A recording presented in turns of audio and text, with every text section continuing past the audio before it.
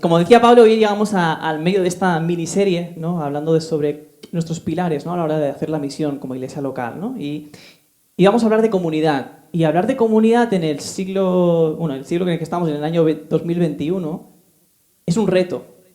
Y es un reto porque las relaciones, la forma de hacer relaciones, la forma de hacer comunidad ha cambiado mucho. Si miramos pues, los siglos pasados, la gente cómo se relacionaba, pues cara a cara, ¿no? Hablando, ¿no? De tú a tú, de una manera muy personal, ¿no? Quizás con cartas, ¿no? Pero las cartas llegaban pues cuando llegaban, ¿no? Podían pasar semanas o meses, ¿no? Depende de dónde la enviaras. Pero todo era una relación personal, íntima, ¿no? Pero hoy en día han cambiado mucho estas cosas. Y las relaciones cambian. Y el estilo de hacer relaciones, de mantenernos en comunicación cambia, ¿no?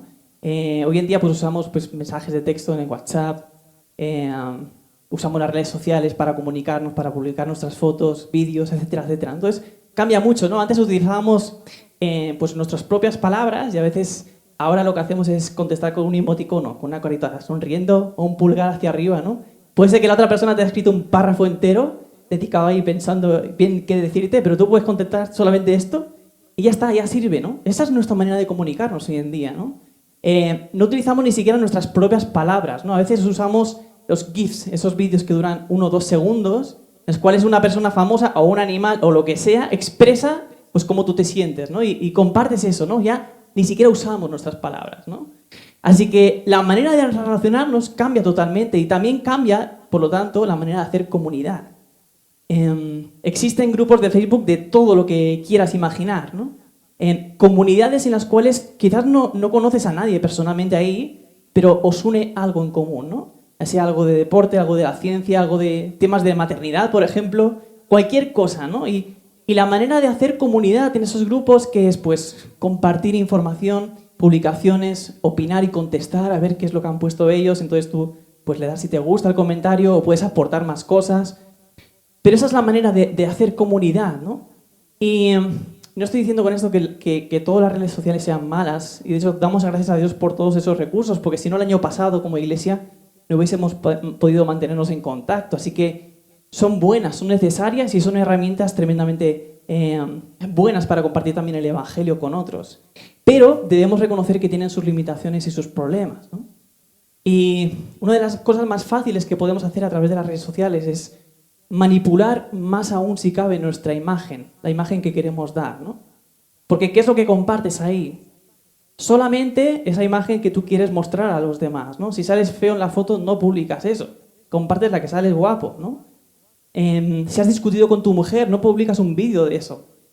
Lo que publicas es un vídeo de cómo te has ido con tu familia a tal parque y lo has pasado bien ahí. O sea, manipulamos la imagen que queremos dar. Tenemos el control de cuál es la imagen que queremos que reciban los demás de nosotros, ¿no? Y eso es un problema. Y eso tiene poco que ver con el Evangelio, como veremos. Por otro lado, también nos sitúa en una posición muy cómoda. Tú puedes recibir un mensaje de WhatsApp, un audio por la mañana, a las 9 de la mañana, y contestar a la noche, ¿no? Es que ahí dura 5 minutos, demasiado largo, entonces no tengo tiempo y ya llegará la noche y le contestaré. O sea, no tienes que rendir cuentas, no supone un esfuerzo, no, tienes el control, tú respondes cuando quieres, nadie te va a exigir, oye, ¿por qué no me has contestado ya? ¿No? Ya suponemos cada vez más que nos contestará cuando pueda, ¿no? Estará ocupado, ¿no? Pero claro, si alguien te hace una pregunta cara a cara, tienes que responder sí o sí. Aunque sea, mira, no lo sé, ya hablaremos más tarde, pero contestas algo, ¿no?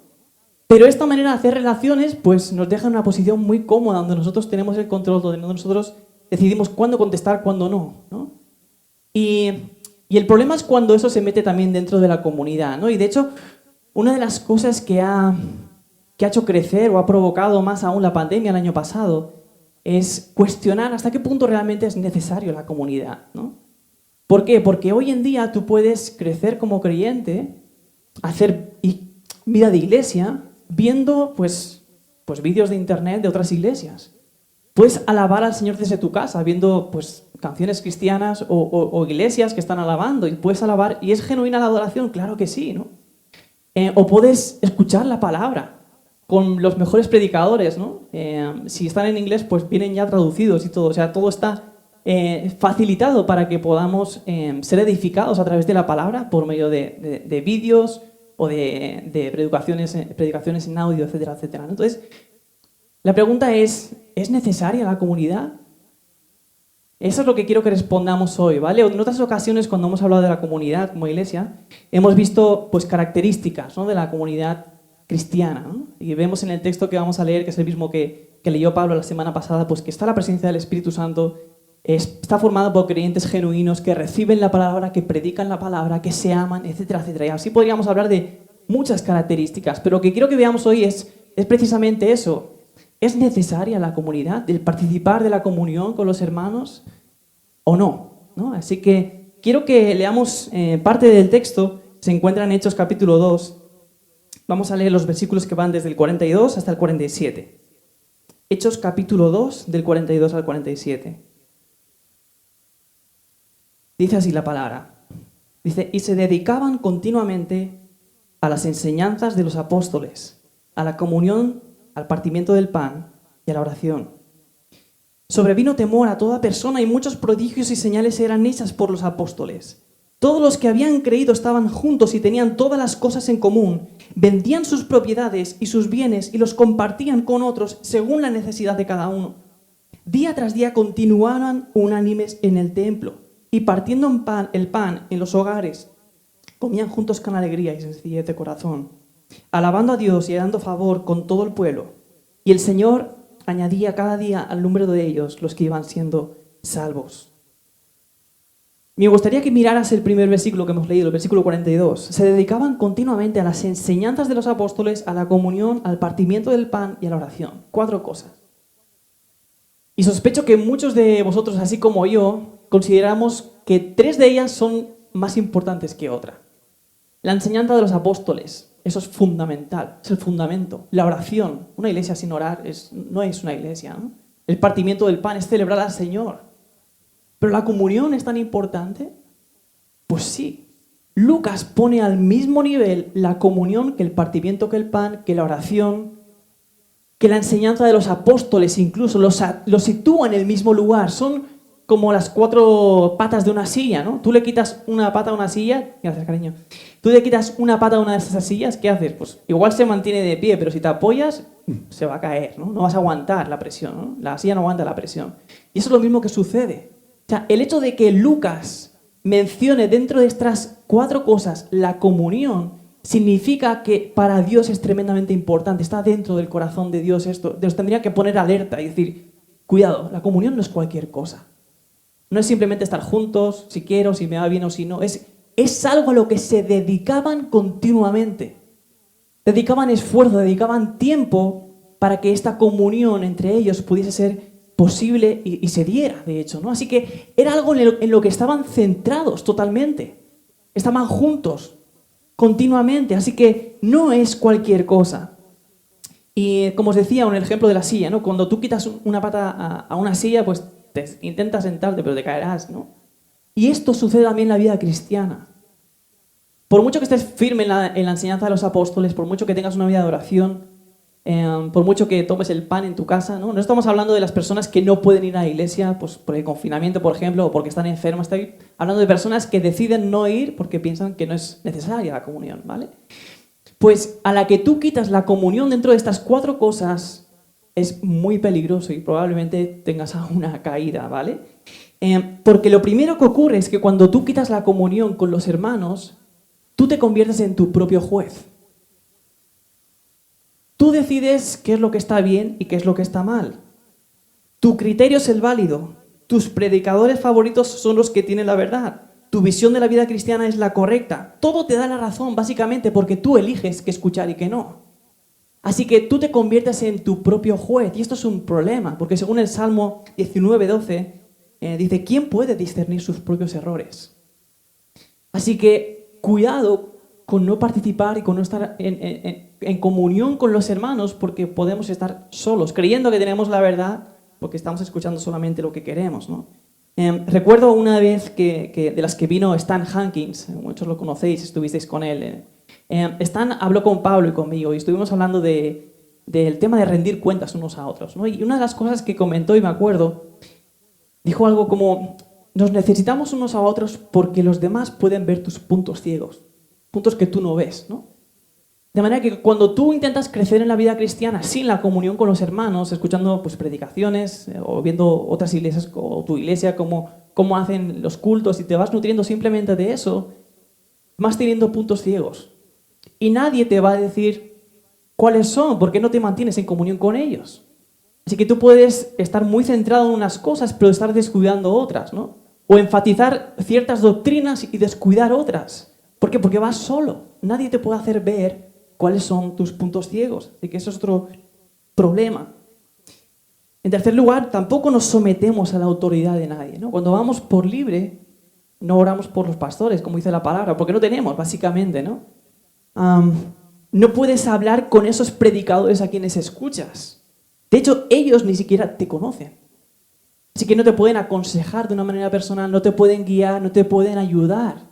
Y eso también es un problema porque aunque creas que estás fuerte, el que estás solo, tarde o temprano pues caes.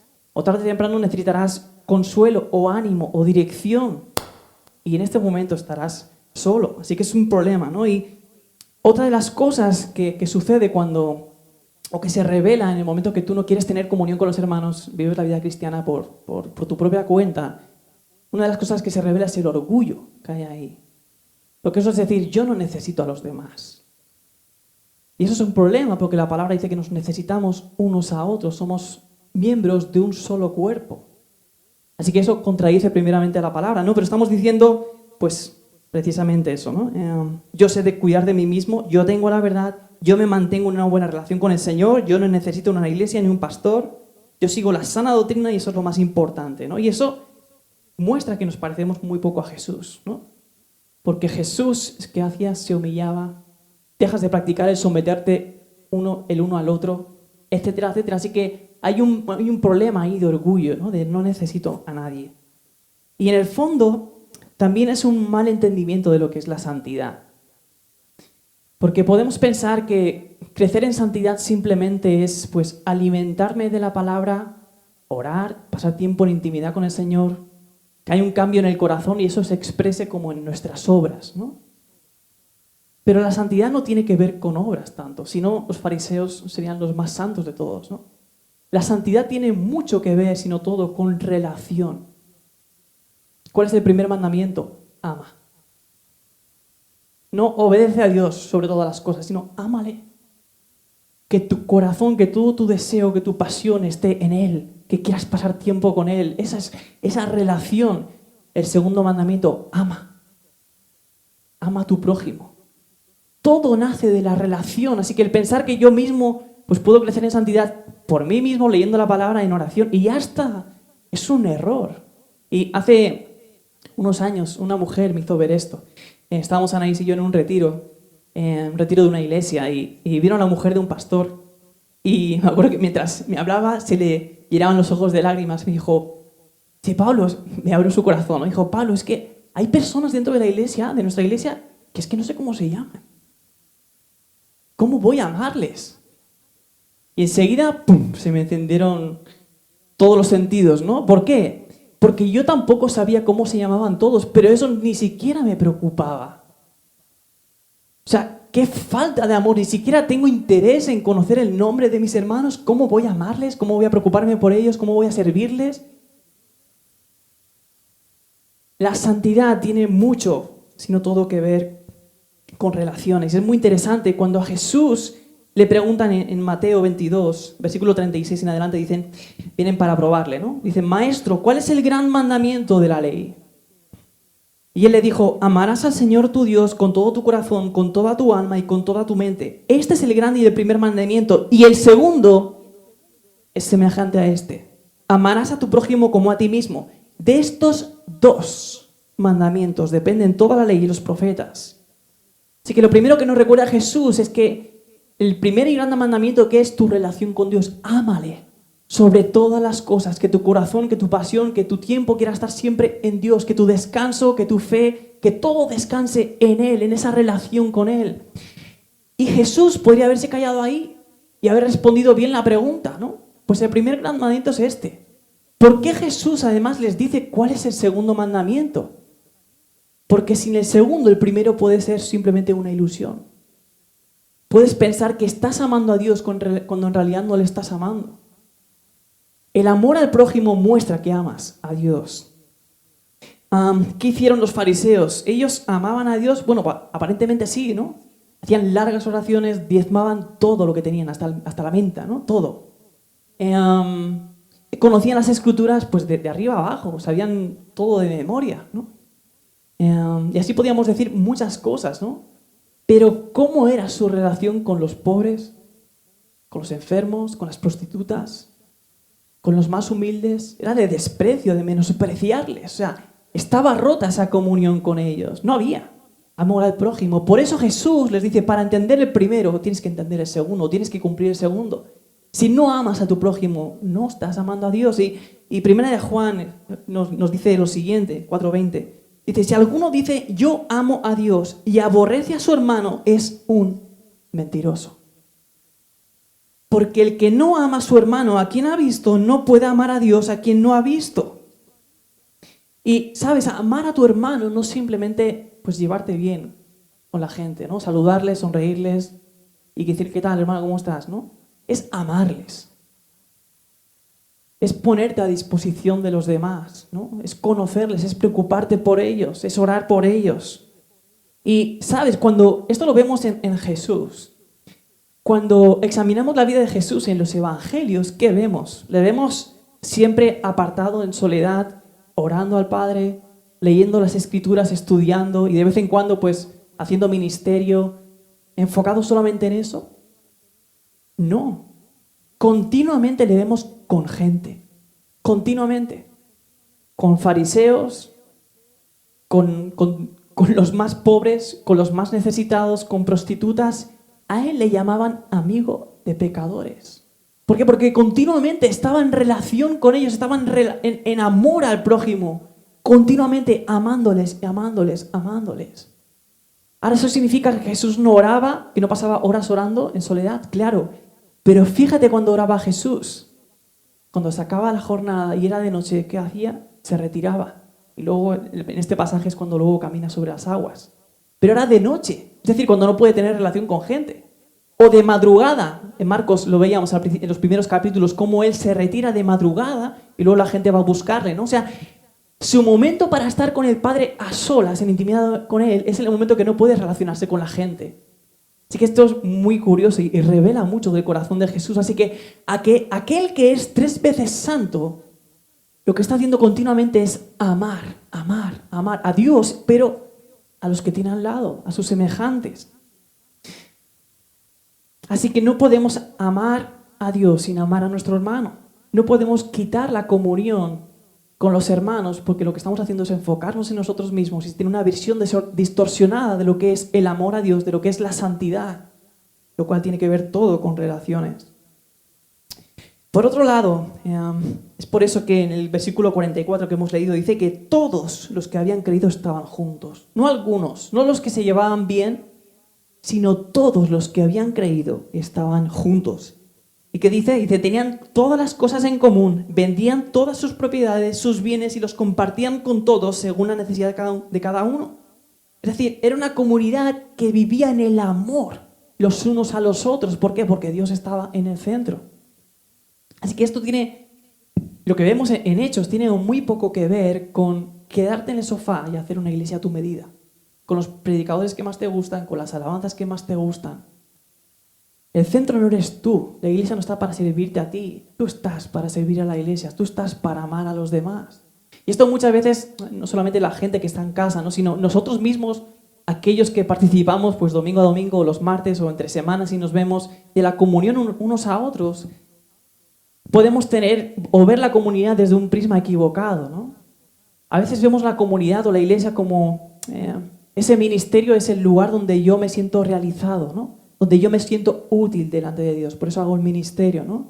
Es el lugar donde me animan, donde me edifican, escuchando la palabra. Es el lugar donde recibo ayuda cuando lo necesito. Pero todo esto es ponerte en el centro de la comunidad y decir que todo me sirva a mí. ¿El ministerio para qué es? Para sentirme bien. No. El ministerio es para servir a Dios. Y solamente cuando tenemos claro que Dios es el que está en el centro, es que las cosas pueden ir bien. Porque ¿qué ocurre?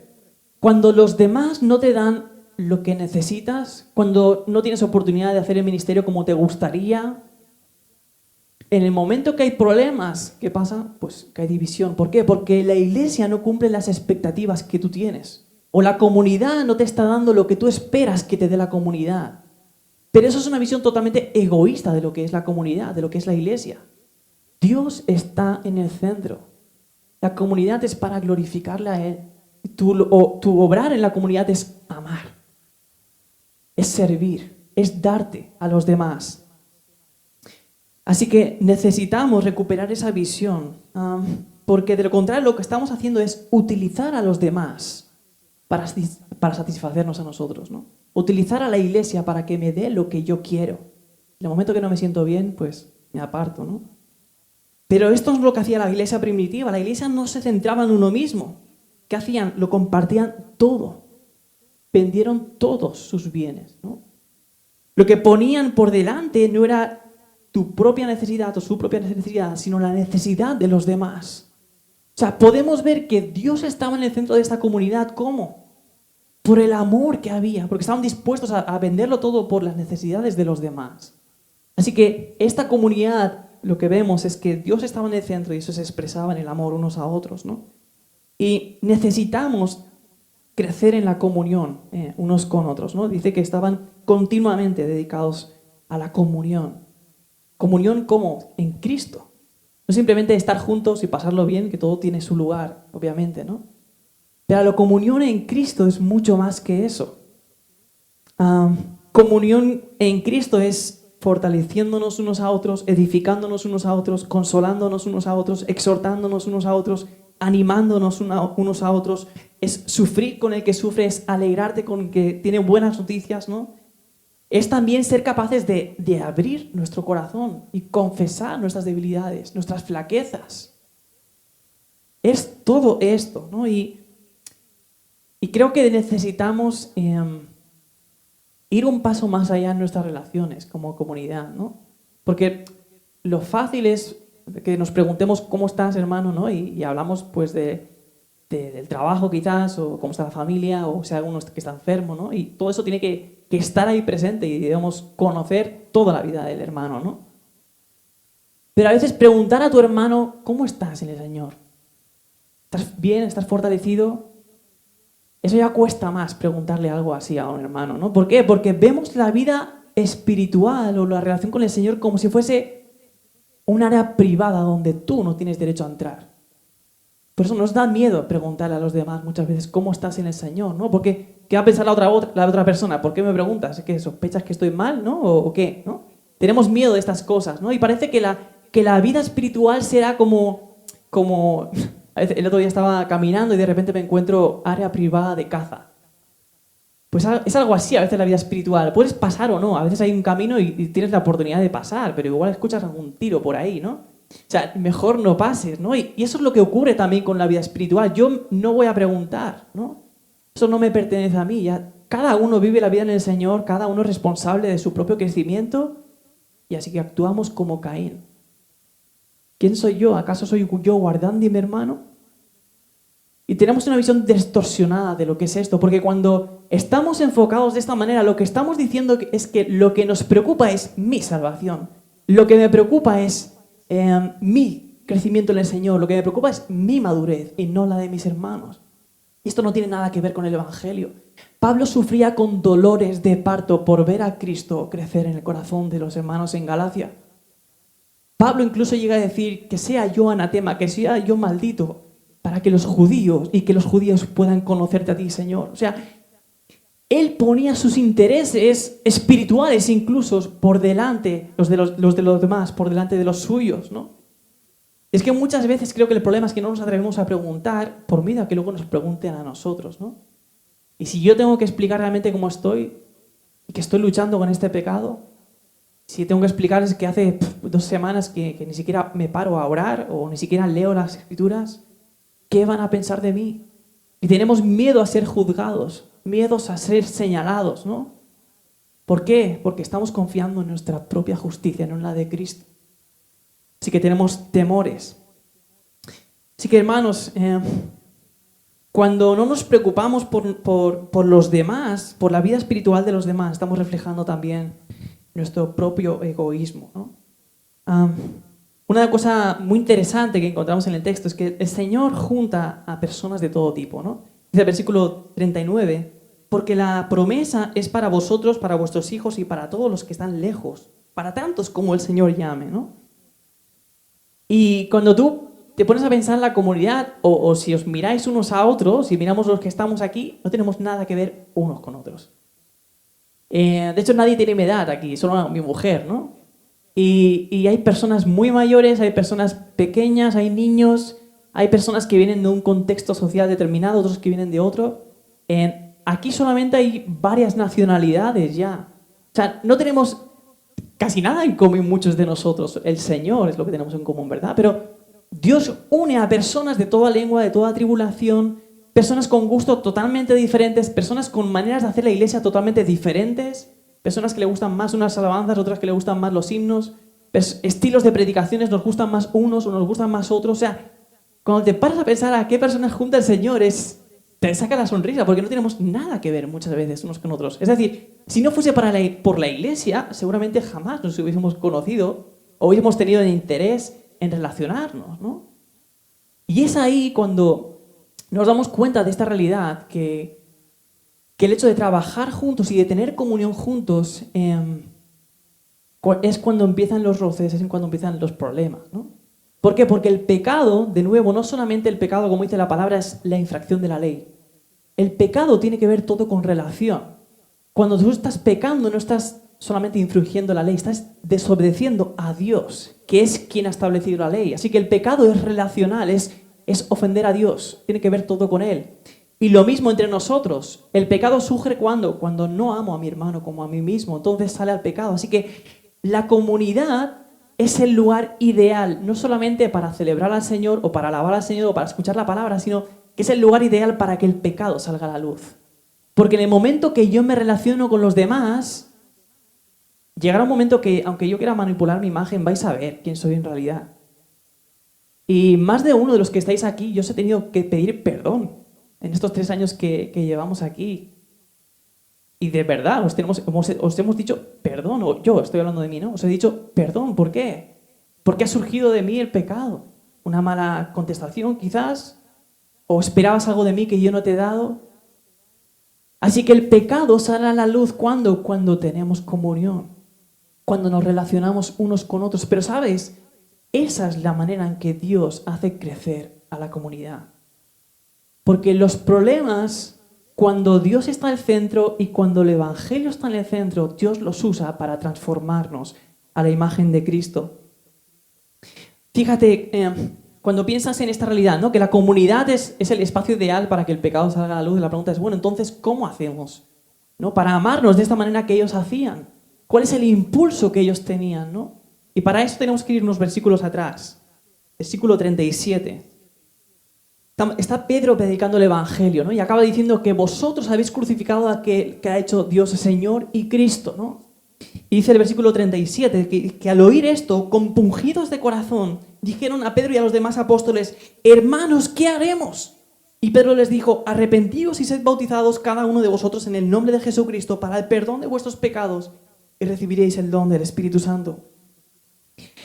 Como dijo Pablo la semana pasada, cuando ellos, dice la palabra, que estaban compungidos de corazón, la respuesta a la predicación de Pedro no era simplemente, bueno, hemos crucificado al Hijo de Dios, entonces, ¿qué podemos hacer ahora? No.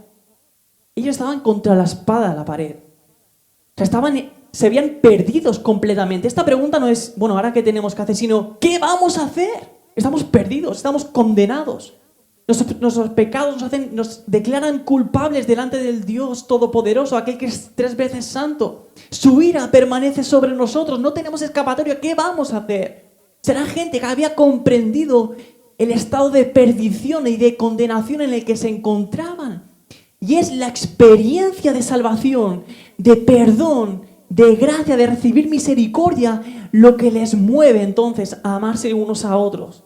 El Evangelio se convierte en el impulso con el cual yo dejo de luchar por tener la razón con mi hermano, con el cual yo dejo de luchar para que se vea que mi opinión es la correcta o que mi manera de hacer es la correcta y prevalece la misericordia, la gracia, el soportarnos unos a otros, el tener paciencia unos con otros. Y es muy interesante que los apóstoles cuando escriben sus cartas, y especialmente vamos a ver algunos versículos que escribe Pablo, cuando encontramos toda esta clase de mandamientos en los cuales se nos dice unos a otros, en muchas ocasiones también se nos da el impulso para poder obedecer ese mandamiento. ¿Y cuál es el impulso? El Evangelio, de nuevo. Fijaos, os muestro algunos versículos, podrían haber muchos más, ¿vale? Efesios 4, del 1 al 2, dice: yo pues, prisionero en el Señor, os ruego que viváis de una manera digna de la vocación con que habéis sido llamados, con toda humildad y mansedumbre, con paciencia, soportándoos unos a otros en el amor, de una manera digna de la vocación con que habéis sido llamados. ¿Cómo empieza el libro de Efesios? Bendito sea el Dios y Padre de nuestro Señor Jesucristo, que nos ha dado toda bendición espiritual en Cristo, y nos habla de cómo hemos sido predestinados para ser santos sin mancha, para adopción como hijos. O sea, este llamado, esta vocación nos recuerda que Dios, toda nuestra salvación ha obrado por gracia, que no la merecíamos, que hemos sido adoptados, que nuestras obras son nada delante de Él. Así que es una obra de gracia. Así que lo que dice es, recuerda cómo Dios te ha salvado a través de esta obra de gracia. Y solamente cuando recuerdas esto, cuando experimentas esto, es que puedes soportar, es que puedes tener paciencia. ¿Por qué? Porque Dios la ha tenido contigo desde el principio de tus días. Efesios 4:32. Sed más bien amables unos con otros, misericordiosos, perdonándoos unos a otros, así como también Dios os perdonó en Cristo. Pablo no dice, no simplemente Cristo es el ejemplo a seguir, que como Cristo perdona, yo perdono. Cristo no es simplemente alguien a quien debemos imitar, ¿no? Pues como Cristo perdona, yo también perdono. No. Lo que dice aquí el texto es que igual que Cristo te ha perdonado a ti, tú perdones. O sea, Pablo apela a tu experiencia de salvación. Igual que os perdonó a vosotros. Entonces nosotros podemos perdonar, ¿no? Pero alguien que no perdona es alguien que no ha recibido el perdón de Dios. Efesios 5, 20-21 dice: dando siempre gracias a Dios en todo, en el nombre de nuestro Señor Jesucristo, a Dios el Padre, sometiéndoos unos a otros en el temor de Cristo. En el temor de Cristo. Y no solamente en el temor de Cristo porque Él es Rey, Él es soberano y vivimos en el temor de Él, sino porque recordamos que aquel que es el soberano se sometió a la voluntad de Dios. Se hizo hombre y se humilló hasta lo sumo. Así que vemos cómo Cristo mismo se somete. Y cuando comprendes que el Rey de la Gloria se ha sometido de esta manera por amor a ti, es que tú eres capaz de someterte a tu hermano. Primera de Juan 4, del 10 al 11, dice: en esto consiste el amor, no en que nosotros hayamos amado a Dios, sino en que Él nos amó a nosotros y envió a su Hijo como propiciación por nuestros pecados. Amados, si Dios así nos amó, también nosotros debemos amarnos unos a otros. De nuevo, el Evangelio es lo que nos mueve a amar. Dice, Él nos amó a nosotros. No simplemente que Dios es amor y que Dios ama a la humanidad. No, Él nos amó a nosotros. A nosotros. A mí. Él es la propiciación por nuestros pecados. Los nuestros, hermanos. Si así Dios nos amó a nosotros, así también debemos amar a nuestros hermanos. Así que el Evangelio es lo que nos da el impulso y la capacitación para poder amar, para poder perdonar, para poder soportar, para poder animar, para poder exhortar a los hermanos, ¿no? Y a veces nos colocamos en esa posición, bueno, ¿quién soy yo para hacer esto, ¿no? Y el texto de nuevo dice que todos ellos se dedicaban continuamente a eso. Somos miembros unos de los otros. Así que la única manera de amar al prójimo como a nosotros mismos, la única manera de tratar con amabilidad, con misericordia, con perdón, etcétera, etcétera, es recordando y viviendo y experimentando la realidad del Evangelio en nuestras vidas, la realidad del perdón de Dios, de la misericordia de Dios sobre nosotros mismos. Necesitamos ser ese soplo de aire fresco, ¿no? Como dice nuestro proyecto de iglesia, ¿no? En medio de esta generación torcida y perversa, como veíamos la semana pasada también. Necesitamos ser una comunidad donde si pecas, eres restaurado. Donde si fallas, no se te juzga. Donde si te equivocas, no eres señalado. Hermanos y hermanas, si en la iglesia, si en medio de la comunidad no podemos abrir nuestro corazón, confesar nuestro pecado, nuestra debilidad, nuestras faltas a los hermanos, ¿dónde lo vamos a poder hacer? Necesitamos este espacio en la comunidad, porque es la única manera de crecer en el Señor, confesando nuestros pecados, arrepintiéndonos y yendo juntos al Señor. Sabes, como decía al principio, la comunión, la comunidad es algo que está en el corazón de Dios. Dios lo ha dado todo por tener comunión con nosotros. El plan de Dios no era salvarnos para que viviéramos para siempre. El plan de Dios era redimirte para Él, para tener comunión con Él.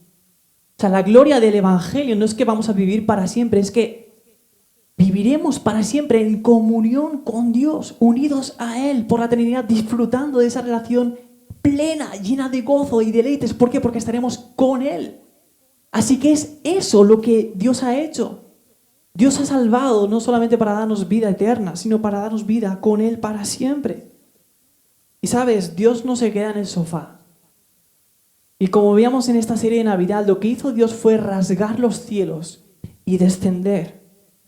No se quedó en su trono enviando mensajeros, ángeles, o enviando solamente profetas. ¿Qué hace Él? Él desciende. Él se hace uno como nosotros para tener comunión con nosotros y salvarnos para eso, con ese propósito. Así que vemos en Cristo también una persona que amó de verdad a cada uno de los que estaban con Él. Entregó su vida hasta el fin en aquella cruz. ¿Qué ocurrió? Que en aquella cruz Cristo pierde toda la comunión. Sus amigos, sus discípulos se van. No tiene a nadie, está solo. Pero en aquella cruz, el Hijo de Dios, aquel que tiene perfecta comunión con el Padre, puesto que son uno mismo, esa comunión se rompe. De manera que Cristo, antes de que llegue el momento de la cruz, Él suda lágrimas de sangre, gotas de sangre. ¿Por qué? Porque va a perder esa comunión vital con Dios, con su Padre. Así que Cristo está dispuesto a ser desamparado, a estar solo. ¿Para qué? Para que ahora podamos gozar de la comunión con Él como comunidad. Así que Él lo ha dado todo por la comunión, por el crear una comunidad. Dios no solamente salva a individuos, Él salva a un pueblo. Él salva a su propio cuerpo. Así que Cristo lo ha dado todo por la comunión, por la comunidad. Y sabes, Él sigue dándolo todo por ella. Porque Cristo no está sentado solamente a la diestra de Dios. Él nos ha dado su Espíritu para que viva en nosotros, para tener comunión con nosotros. Así acaba una de las cartas de Pablo, ¿no? Y la comunión del Espíritu Santo. Así que la comunión y el vivir en comunidad es algo que necesitamos para crecer en el Señor en el momento que nos relacionamos unos con otros, que necesitamos para que el pecado salga a la luz y resolvamos esos conflictos a la luz del Evangelio, perdonándonos, amándonos, soportándonos, animándonos. Y luego Dios lo ha dado todo por la comunidad, por tener comunión con nosotros eternamente. Y por eso pues, me gustaría orar al Señor y pedirle que nos ayude a ser ese tipo de comunidad donde podemos estar con el corazón abierto, sin miedo a ser juzgados. Nuestra justicia es Cristo. Él lo ha dado todo por nosotros y por eso nosotros podemos ahora crecer los unos con los otros. Así que oramos. Padre, gracias por amarnos, no solamente de palabras, sino en verdad. Porque tú no te quedaste en los cielos, Señor, salvando a un pueblo, sino que viniste, Señor, para salvarnos, a fin de poder tener comunión nosotros ahora contigo, Señor. Gracias por los hermanos que están aquí presentes, por los que nos ven desde Zoom, por que no pueden venir, Señor, por diferentes motivos. Te pedimos perdón, Padre, porque muchas veces usamos la comunidad para satisfacer nuestros deseos, nuestras metas. Esperamos de la gente que haga con nosotros ciertas cosas, Señor, y cuando no las recibimos, pues nos ofendemos. Pero ayúdanos a cambiar, Señor, completamente nuestra mente y ponerte en el centro de la comunidad, Señor. Gracias porque cada conflicto que hay en la comunidad es una oportunidad para mostrar y vivir el Evangelio. Y te rogamos que esto pueda ser posible, Señor, empezando ya por este año, 2021 en el que estamos. Te rogamos que tú crees una comunidad fuerte en ti, Señor, fuerte en el Evangelio, una comunidad que experimente más y más de tu gracia, de tu perdón, a fin de que también nosotros, y ese amor, ese perdón pueda salir hacia los demás, Padre. Rogamos, Señor, que nos ayudes a comprender hasta qué punto, Señor, tú amas el tener comunión con nosotros al darnos tu Espíritu, Señor. Que no menospreciemos, Señor, ese don en mayúsculas, Padre. Gracias porque nos has amado y lo has mostrado, Señor. Gracias por Cristo. Gracias, Jesús, por estar dispuesto a ser desamparado por tu Padre, Señor, por que esa relación se rompiera en ese momento en la cruz, Padre. A fin de que nosotros ahora, juntos como un solo cuerpo, podamos tener comunión contigo, Señor. Te damos gracias por esa realidad y oramos en el nombre de Jesús. Amén.